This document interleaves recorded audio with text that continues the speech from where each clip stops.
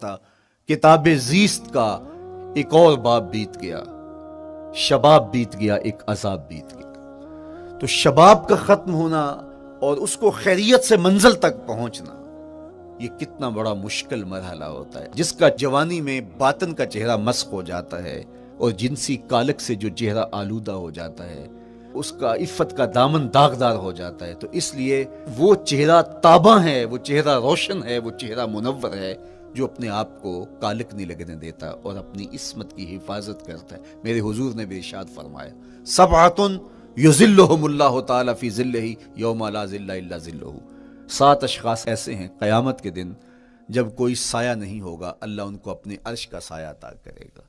ان میں سے پہلا شخص امام عادل، عادل حکمران، دوسرا شخص وشاب نشأ فی عبادت اللہ، وہ جوان جس کی جوانی اللہ کی عبادت میں بسر ہوئی، تیسرا وہ شخص ورجل قلبہ معلق بالمساجد، وہ شخص جس کا دل مسجد میں لگتا ہے، مسجد میں جمتا ہے، اور چوتھا شخص ورجل دعته امرأة ذات منصب وجمال فقال انی اخاف اللہ، وہ شخص جس کو دعوت گناہ ملی اور حسن قدموں میں بچھنے کے لیے بےتاب ہوا، اور اس نے کیا کہا، انی اخاف اللہ، میں اللہ سے ڈرتا ہوں، میرا اللہ مجھے دیکھ رہا ہے۔ میرے حضور نے فرمایا قیامت کے دن جب کوئی سایہ نہیں ہوگا، اللہ اس کے اوپر اپنے عرش کا سایہ تان دے گا۔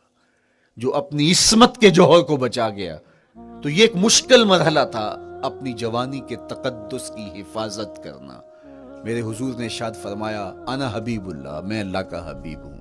جو جوان جوانی میں توبہ کرتا ہے وہ بھی اللہ کا حبیب ہے۔ کتنا بڑا اعزاز ہے اور کتنا بڑا کمال ہے جو شخص کو ملتا ہے جو جوانی میں اپنی عصمت کے تقدس کی حفاظت کرتا ہے، اپنی آبرو پہ پہرا دیتا ہے، اپنی نظروں کی حفاظت کرتا ہے، اپنی سوچوں کو آوارہ نہیں ہونے دیتا، اپنے خیالوں کو بھٹکنے نہیں دیتا، اپنی خواہشات کو بے قابو نہیں ہونے دیتا۔ تو یہ مشکل ترین لمحہ تھا۔ اس کے بعد امام راضی کہتے ہیں اب شادی کا مرحلہ ہوا، تو پہلے خود اپنی ذمہ داری تھی، اب کسی کا بوجھ بھی اٹھانا پڑا، یہ اگلی مشکل آ پڑی۔ پھر بچے ہوئے تو پھر اپنی زندگی تو ختم ہو گئی، پھر ساری زندگی، پھر بڑھاپے میں چلے جائیں، ارذل العمر تک چلے جائیں، یہ ساری زندگی مشکلات لقد خلقنا الانسان فی کبد۔ تو ہمیں عملی طور پہ مشکلات کے مقابلے کے لیے تیار ہونا چاہیے۔ دیکھیے ہم جب شکار کرنے جاتے ہیں اور وہ خطرناک جنگل ہو جس میں شیر، بھیڑی اور دیگر جانور بھی ہوں، تو پھر ہم حفظ ما تقدم کے طور پہ سب کچھ ساتھ لے کے جاتے ہیں اور اس انداز سے جاتے ہیں کہ ہمارے اوپر اگر کوئی حملہ ہو تو بچاؤ کی یہ تدبیر ہو۔ تو ہم عملی طور پہ اس کے لیے خود تیار ہوتے ہیں، تو پھر کوئی ہونے والا حملہ غیر متوقع نہیں ہوتا اور ہم اس کے لیے اپنے آپ کو مستعد اور فعال پاتے ہیں۔ اسی طرح میں اور آپ اگر زندگی کے اس فلسفے سے آگاہ نہیں ہوں گے کہ زندگی مشکلات کا مجموعہ ہے، حالات کی تلخیاں ساری زندگی ہمارے ساتھ رہیں گی، تو کوئی بھی تکلیف، کوئی بھی اذیت، کوئی بھی ایسا واقعہ جو ہم نہیں چاہ رہے ہوں گے وہ روح پذیر ہوگا تو ہم گھبرا جائیں گے اور پھر اس وقت ہم دکھی ہو جائیں گے۔ اس لیے ہمیں یہ قرآن نے سکھایا ہے کہ تم عملی طور پہ زندگی کی سختیوں کا مقابلہ کرنے کے لیے آمادہ اور تیار ہو جاؤ۔ قرآن مجید میں جو صبر کا لفظ ہے اس کا مفہوم یہ ہے کہ حالات کی جو تلخیاں تمہارے اوپر آتی ہیں، وہ غربت بھی ہو سکتی ہے، وہ بیماری بھی ہو سکتی ہے، وہ لوگوں کی عداوت اور دشمنی بھی ہو سکتی ہے، وہ اور بہت ساری چیزیں ہوتی ہیں، وہ جنگوں کی حالت کا بپا ہو جانا اور تمہارا دشمنوں کے نرغے میں گر جانا، یہ سب کچھ ہو سکتا ہے۔ تو اس کے اوپر استقامت کے ساتھ تم کھڑے رہو اور تم ان کو برداشت کرنے کی اپنے اندر ہمت اور حوصلہ رکھو، تو پھر وہ تمہارا صبر ہوگا، اور یہ قوت اگر تمہارے اندر پیدا ہو جاتی ہے تو پھر تمہاری زندگی آسان اور سوکھی ہو جاتی ہے۔ لیکن اگر یہ دولت تمہیں نصیب نہیں ہوتی تو پھر ساری زندگی دکھوں اور شکووں سے بھری رہتی۔ اس لیے ہمیں یہ چیز سیکھ لینی چاہیے کہ زندگی نام ہی مشکلات سے نبرد آزما رہنے کا ہے۔ عملی طور پہ ہم دیکھو، ہمیں پتہ ہے سردی آ رہی ہے تو اس کا ہم پہلے انتظام کرتے ہیں، تو سردی ہمیں دکھی نہیں پھر کرتی، ہم سردی سے بھی لطف لیتے ہیں، موسم برسات سے بھی مزہ لیتے ہیں، اور گرمی سے بھی ہم ایک حاصل کر لیتے ہیں اگر ہم اس کو جو ہے اس کے لیے عملی طور پہ اپنے آپ کو تیار کر لیں. لیکن اگر ہم اس کے لیے تیاری نہیں کریں گے تو سوائے گھبراہٹ کے اور کچھ نہیں ہوگا. تو مجھے اور آپ کو عملاً اپنے آپ کو اس بات کے لیے آمادہ کرنا پڑے گا کہ زندگی ان حالات کی تلخیوں سے ٹکرانے کا نام ہے، اور ساری زندگی ہمیں ان مراحل سے گزرتے رہنا پڑے گا. اور قرآن نے جو ہے وہ 3 قسمیں کر کے، اور 3 قسمیں بھی شہر مکہ کی اور محبوب کریم کے پاکیزہ وجود اور جناب ابراہیم علیہ السلام کی، تاکہ تمہیں پتہ چلے جب ان کو بھی ان مراحل سے گزرنا پڑا میں اور آپ کیا بیچتے ہیں. اس لیے ہمیں اپنی زندگی کو ان راہوں پہ ڈالتے ہوئے صبر اور استقامت، اب صبر اور استقامت کی دولت ہمیں کیسے نصیب ہوگی، یہ دولت کس طرح، یہ قوت راسخہ ہمارے اندر کیسے پیدا ہوگی، اور کس طرح ہمارے من کے اندر یہ چیزیں سمائے گی. اللہ تعالیٰ کی خشیت، اس پر توکل، اس پر بھروسہ، اور اللہ تعالیٰ جل شانہ کی طرف سے ہر کام کے ہونے کا یقین ہمارے اندر یہ استقامت اور یہ حوصلہ پیدا کرتی ہے یہ چیز. اس لیے مجھے اور آپ کو اپنی پوری زندگی میں اس عمل سے گزر کر کے اپنے آپ کو مضبوط ترین صورتحال میں لا کے کھڑا کرنا پڑے گا، اور یہی زندگی کا جمال ہے. تو اب پھر دیکھیے قرآن کیا کہہ رہا ہے. لا اقسم بہذا البلد وانت حل بہذا البلد ووالد وما ولد، 3 قسمیں کی. اس کے بعد ارشاد فرمایا لقد خلقنا الانسان فی کبد، ہم نے انسان کو مشکلوں میں، مصائب میں، آلام میں رہتا ہوا پیدا کیا.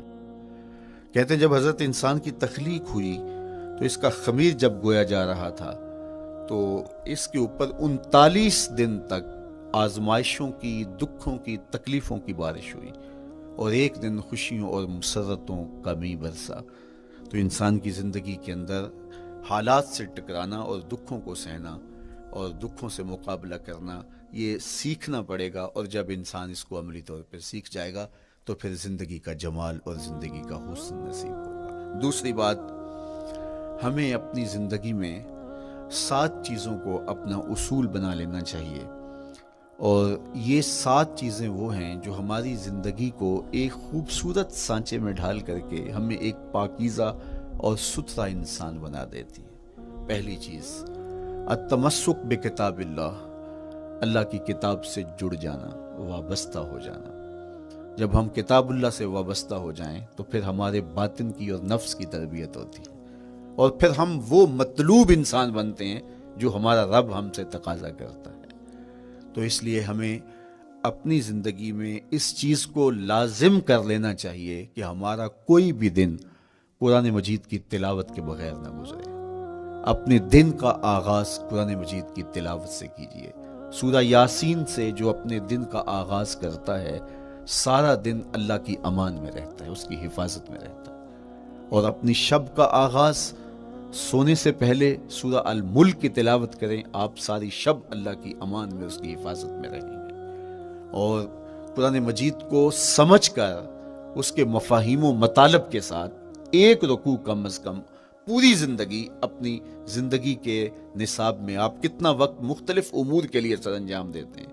یہ کتاب انسانی ہدایت کے لیے، انسانی تربیت کے لیے اس سے کوئی اور بہتر اور مؤثر جو ہے وہ نصاب نہیں ہو سکتا ہے. انسان سازی کا بہترین ذریعہ ہے یہ کتاب، اور اس کتاب کے ذریعے سے جو ہے وہ انسان پستیوں سے اٹھ کے بلندیوں تک جا پہنچتا ہے. اقبال نے تو کہا کہ گر تمی خواہی مسلمان زیستن نیست ممکن جز بقرآن زیستن، اگر تو مسلمان بن کے جینا چاہتا ہے تو قرآن کے بغیر ایک قدم بھی نہیں چل سکتا. تو آگے چل کے اسی نظم میں کہا کہ فاش می گوئم آنکھ در دل مزمرست ای کتابیں نیست چیزیں دیگرست. اگر میں کھل کے بیان کر دوں جو میرے سینے میں چھپا ہے تو میں تجھے بتا دوں کھل کے یہ کتاب نہیں، یہ کوئی اور ہی شے ہے. کن لوگوں کو کہاں سے اٹھایا اور یہ کتاب کہاں تک لے گئی، جو باہمی جنگ و جدل میں الجھے ہوئے تھے اور حرف شناس بھی نہیں تھے، جو سواد آشنا بھی نہیں تھے، پھر انہوں نے جو ہے وہ روما کی سلطنت بھی الٹ کے رکھ دی. یہ کرشمہ تھا اس کتاب کا جس نے زندگی کا جمال ان کی روحوں کے اندر پیدا کر دیا. تو میں اور آپ اپنی زندگی میں قرآن مجید سے کبھی بھی دور نہ ہوں. روزانہ کی بنیاد پہ آپ تلاوت کلام مجید اپنی زندگی میں شامل رکھیں. انشاءاللہ اس کے اجالے دنیا میں اور آخرت میں آپ اپنی آنکھوں سے مشاہدہ کریں گے۔ حضرت امام احمد بن حنبل فرماتے ہیں، میں نے رب سے کہا کہ مجھے اپنا قرب عطا کر، آواز آئی میرا قرب چاہتے ہو تو قرآن پڑھا کرو۔ یہ رب کی قربت کی بھی ضمانت ہے اور ضبط نفس اور باطن کی تربیت کا بھی ذریعہ ہے۔